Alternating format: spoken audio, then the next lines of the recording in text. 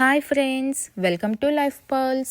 ఈరోజు మనం weight loss salad ఈజీగా ఎలా చేసుకోవాలో ఒకసారి తెలుసుకుందాము. ఇందుకోసం ముందుగా మనం స్టవ్ ఆన్ చేసి ఒక గిన్నెలో 2 గ్లాసుల వాటర్ని తీసుకోవాలి.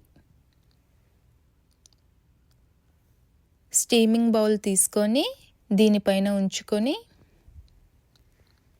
స్టీమింగ్ బౌల్లో 1 cup sweet corn, 1/2 cup carrot ముక్కలు, అరగంట సేపు నానబెట్టుకున్న 1/2 కప్పు వేరుశనగ పప్పు వేసి మూత పెట్టి 15 నిమిషాల సేపు స్టీమ్ చేసుకోవాలి. ఇలా స్టీమ్ చేసుకున్న తర్వాత వీటిని ఒక బౌల్లోకి ట్రాన్స్ఫర్ చేసుకోవాలి. 1 కప్పు కీరా దోస ముక్కలు, 1/2 కప్పు టమాటా ముక్కలని ఇలా గింజలు లేకుండా తీసుకోవాలి. 1/2 టీ స్పూన్ సాల్ట్,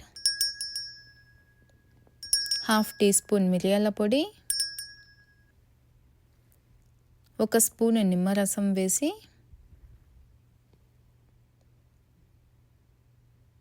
ఇలా కలుపుకోవాలి.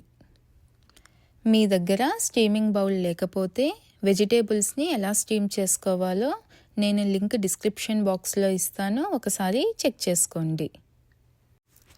ఇలా వెజిటేబుల్స్ అన్నిటినీ మనం స్పూన్తో కలుపుకోవాలి. అంతేనండి, వెయిట్ లాస్ సలాడ్ రెడీ అయిపోయింది.